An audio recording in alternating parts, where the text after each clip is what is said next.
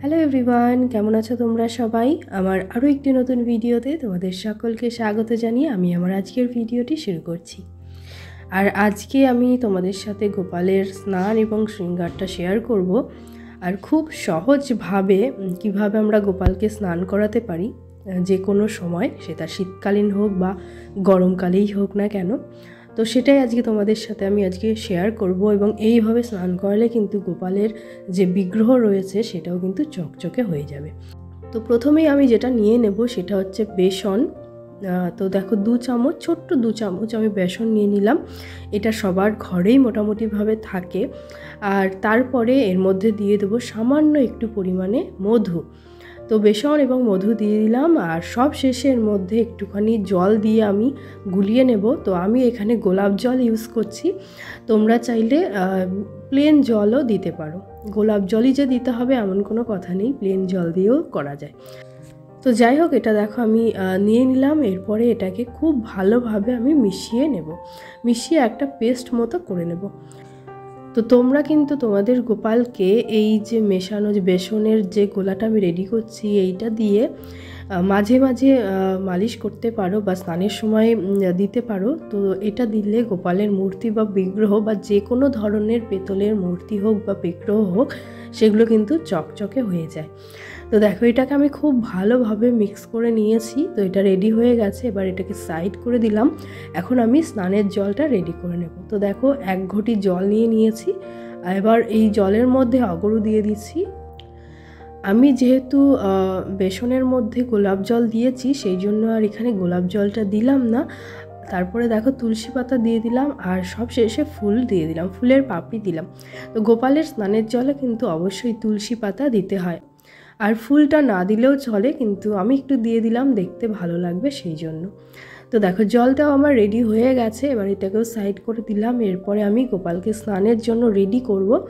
তো গোপালের যে গয়নাগাটি সাজ শৃঙ্গার ছিল, জামা কাপড় সব আমি খুলে দেব। তো দেখো, গোপালকে যে সকালে শৃঙ্গার করিয়ে দিয়েছিলাম, বা বলতে পারো যে গতকালের শৃঙ্গার ছিল, সেইটাকে আমি এখন খুলে দিচ্ছি। আর খুলে দিয়ে তারপরে আমি স্নানটা করাবো।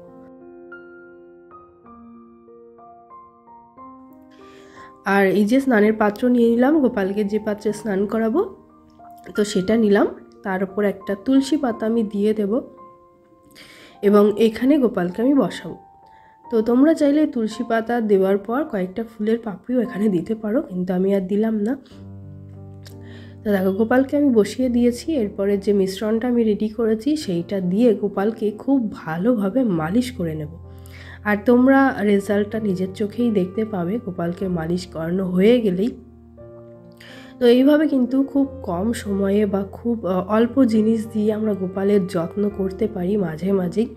তো সেটা শীতকালীন হোক বা গরমকালীন হোক, সব সময়ই করা যায়, শুধু একটুখানি সময় বের করে নিতে হয়, এইটুকুই। তো আমারও অনেক দিন থেকে গোপালের যত্নটা সেইভাবে করা হচ্ছিল না শীতকালের জন্য, আর একটু ব্যস্ত থাকার কারণে। তো সেই জন্য ভাবলাম যে আজকে না করলে হচ্ছে না, অনেক দিন হয়ে গেল ঠিকমতো গোপালকে মালিশ করা হচ্ছে না। তো সেই জন্য ভাবলাম যে আজকে মালিশটা করে দিই এবং তোমাদের সাথে এই জিনিসটা শেয়ারও করে দিই। যদিও আমি আগেও 2-1টা ভিডিও এরকম শেয়ার করেছি, সেটাও প্রায় অনেক দিন আগেরই। তো যাই হোক, দেখো মালিশটা প্রায় আমার হয়ে গেছে, অলমোস্ট মালিশটা হয়ে গেছে। বেশ অনেকটা সময় ধরে কিন্তু আমি মালিশটা করেছি, আর যত বেশি সময় ধরে মালিশ করবে তত ভালো রেজাল্ট তোমরা পেয়ে যাবে। তো দেখো, হাতে পায়ে মানে যেখানে যেখানে ছিল বাকি সব জায়গা দিয়ে আমি খুব ভালোভাবে মালিশটা করে নিলাম। তো দেখো, মালিশটা প্রায় আমার কমপ্লিট হয়ে গেছে। এরপরে যে জলটা আমি রেডি করলাম সেই জলটা দিয়ে গোপালকে খুব ভালোভাবে স্নান করিয়ে দেব। আর এইদিকে দেখো, গোপালের চোখে মুখে যা লেগেছিল সেইগুলো একটু মুছে দিচ্ছিলাম যেন অসুবিধা না হয় গোপালের, সেই জন্য। আর তারপরে দেখো, যে জলটা রেডি করেছিলাম সেই জলটা দিয়ে গোপালকে স্নান করিয়ে দেব খুব ভালোভাবে। তো প্রথমে একটুখানি জল গায়ে দিয়ে দিলাম, তারপরে যে পেস্টটা দিয়েছিলাম, মানে বেসনের যে উপটানটা দিয়েছিলাম, সেইটা জল দিয়ে ভালো করে একটু ঘষে দিচ্ছি, কেননা একটু মানে যে মিশ্রণটা করেছিলাম এটা একটু গাঢ় হয়েছিল, তো শুধুমাত্র জল দিলে সেটা যেত না, সেই জন্য একটু জল দিয়ে ঘষে দিলাম। আর তারপরে দেখো যে জলটা ছিল সেইটা দিয়ে খুব ভালো করে আমি গোপালকে স্নানটা করিয়ে দেবো। তো দেখো তোমরা দেখতেই পাচ্ছ, আশা করি গোপালকে আগে কেমন লাগছিল আর এখন কেমন লাগছে। তো এইটা কিন্তু খুব ভালো কাজে দেয়। মাঝে মাঝেই এক সপ্তাহে একদিন বা 15 দিনে একদিন বা যখন তোমাদের সময় হবে সেই মতো করে কিন্তু এটা করতে পারো, খুব ভালো রেজাল্ট কিন্তু দেয়। তো যাই হোক, দেখো গোপালকে ভালো করে আবার আমি স্নানটা করিয়ে দিচ্ছি, যেখানে যেখানে লেগেছিল সেই জায়গাগুলো দিয়ে একটু মুছে দিচ্ছিলাম, কেননা এইটা যদি শুকিয়ে যায় তাহলে কিন্তু সেইটা মানে লেগে থাকবে, শুকিয়ে গেলে কিন্তু আর উঠতে চাইবে না, সেই জন্য খুব ভালো করে তুলে দিচ্ছিলাম। তো এরপরে গোপালকে আমি এখান থেকে তুলে দেব আর ভালো করে মুছিয়ে দেব। তো এই যে টাওয়ালটা নিয়ে নিয়েছি, এবার গোপালকে সরিয়ে দিলাম জল থেকে, আর জলটা আমি যেখানে সেখানে ফেলবো না, ফেলবো গাছের গোড়ায়। আর দেখো গোপালকে খুব ভালো করে মুছিয়ে দিয়েছি, আর তোমরা আশা করি গোপালকে দেখে বুঝতেই পারছো গোপাল কত চকচক করছে।